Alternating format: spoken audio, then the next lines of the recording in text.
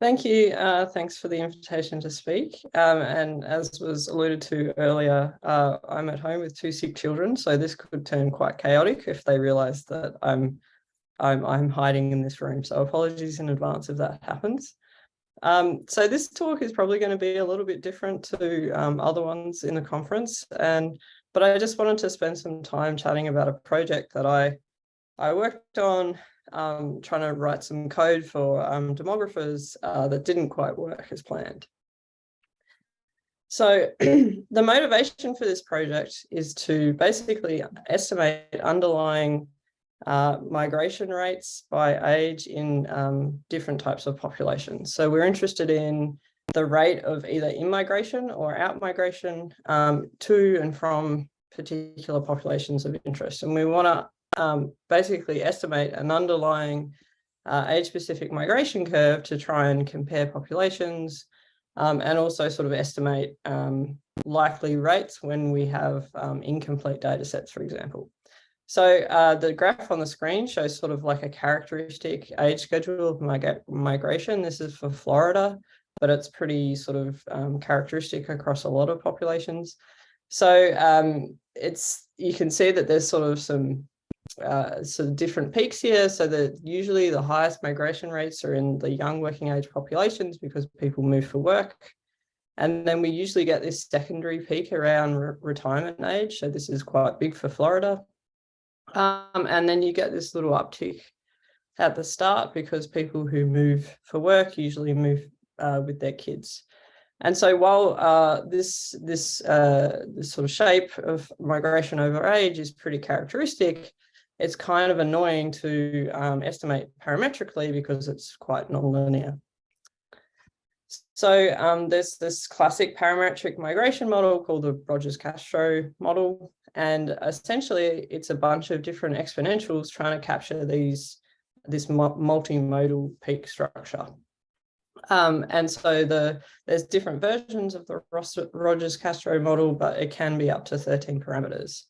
So you can imagine that this is quite difficult to fit using lots of standard sort of optimization approaches. And that's particularly the case when you're dealing with observed rates that have missing data, for example, or from really small populations where the sort of shapes get quite messy. And so it's kind of hard to know where the peaks are. And so thinking about this a little bit more, although there's 13 parameters, we kind of know a lot about what the value should be. So they sort of represent different things, including the baseline level of migration. The mu parameters are like the age at which the peaks, the different peaks are, and then the sort of, there's various things controlling the rate of decline and the rate of increase. So we kind of know a lot about the sort of likely values of these parameters based on thinking about plausible shapes of migration for a human population. So given we have some quite strong information going into this, we decided to take a Bayesian approach to fitting these models where we could incorporate information about likely parameter values into our priors, which helps a lot with model conversions because you're sort of telling the model, okay, here is a sensible place to look for the optimal values. Right, so in order to implement this, I wrote some code in R. I wrote some model code in Stan to fit the model in a Bayesian framework. So Stan is a probabilistic programming language that allows you to fit Bayesian models using a version of Monte Carlo, Markov chain Monte Carlo algorithms. And it's all sort of, you can run it through R and sort of, there's a lot of sort of R packages that allow you to sort of play around with results and visualize and things. So I wrote a bunch of code to fit the models to sort of extract results and like play around with them, and then also some plotting code so you could nicely visualize your fits in your data. So the graph on the screen is the Florida data from before. Now the data is shown in red, and then the underlying fit and 95% uncertainty intervals are shown in black. So this was all going pretty well. I was pretty happy with how things were going. And in sort of conjunction while I was doing this, I was chatting to a friend who is the main maintainer of a larger R package that contains a whole bunch of tools for demographic estimation. So this package is called Demo Tools.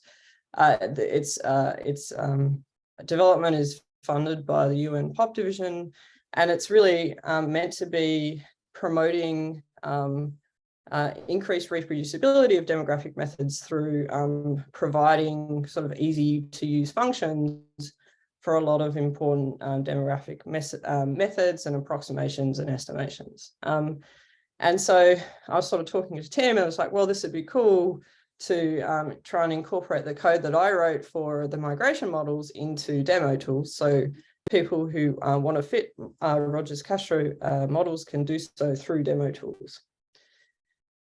And so that was the goal. And through this process, I realized that while I fancy myself as a bit of a coder in my own sort of work, and I feel like I can use R pretty well, it's a lot different trying to write code that's sort of robust and to put into someone else's software. And so that was quite a learning curve for me in terms of like taking my functions that were, worked fine for myself and on my own computer, and thinking about tests and thinking about, error messages and all that sort of things. But I worked with people at Demo Tool to sort of incorporate these functions and the stand code as well.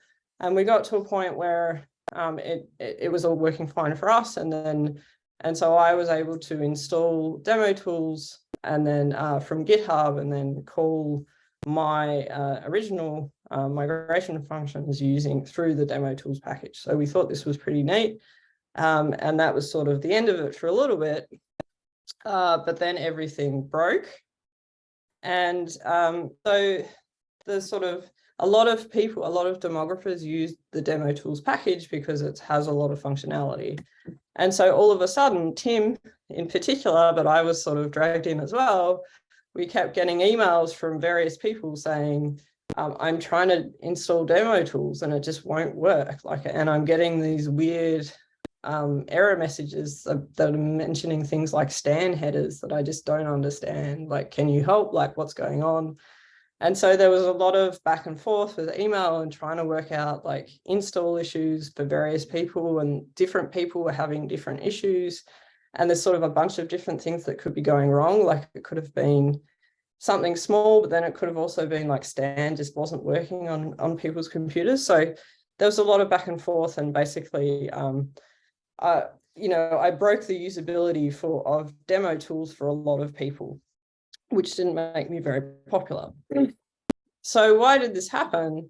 Well, RStan is kind of a little bit finicky to install. There's a lot of like behind the scenes stuff that I don't really understand to do with like compiling C++ code and all this sort of stuff. And so there's various installation instructions based on your operating system, and the sort of errors that come from installations and problems that people have tend to really depend a lot on operating systems and the age of operating systems. And I know this from teaching. I use Stan in my classes, and every year there's always at least one student that has some weird error message that we have to do a lot of Googling to work out.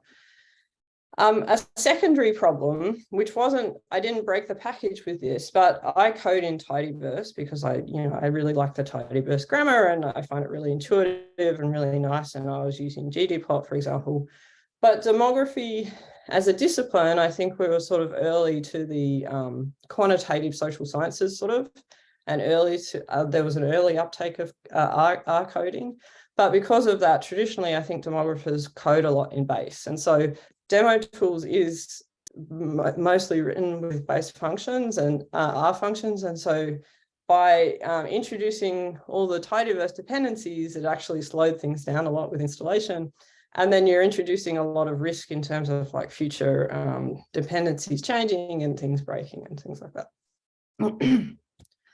So I think that this process sort of highlighted the social aspect of building code and software. So I thought that I'd come up with a general solution to this like old problem in demographic models that's been around for a while. Like we all know that Rogers-Castro models are hard to fit, and I thought I'd sort of come up with a neat solution to try and help people to fit these models. But actually, because it wasn't really targeted at the people who were fitting these models, it didn't quite work. And so there was a disconnect between sort of my assumptions and my knowledge and the users of the package. So I'm a sort of a demographer, but also a statistician. And so I work with Stan a lot. I'm used to sort of debugging code. I fit a lot of Bayesian models. And so it's sort of a different sort of skill set and different assumptions to the sort of average person applied demographer who's trying to use this package. But then more broadly, I think there's a disconnect in thinking about Stan, which is an amazing tool for applied statisticians, but there is a disconnect between those who are developing it and those who are using it, particularly in terms of applied statisticians, because while I write a lot of Stan code and I use it a lot, the error messages are completely incomprehensible to me because I'm not a software developer. And so I think there is sort of a barrier there in trying to work out how best to do things. So in terms of this particular project, the solution was a previous master's student in the stats department, Jesse Young, took my original janky code and made it very nice and wrote an R package based on it, and it's now up on CRAN and it's called RC Bayes.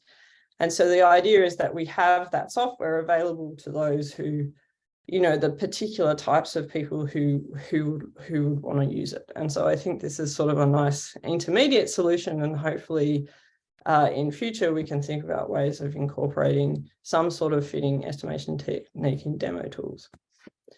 And so just quickly, the takeaways here, I think, as I said before, that there is this social aspect of writing code and software, and knowing who your target audience is really important, and sort of writing tools and developing tools that are going to be usable for people actually working with data and solving problems is really important.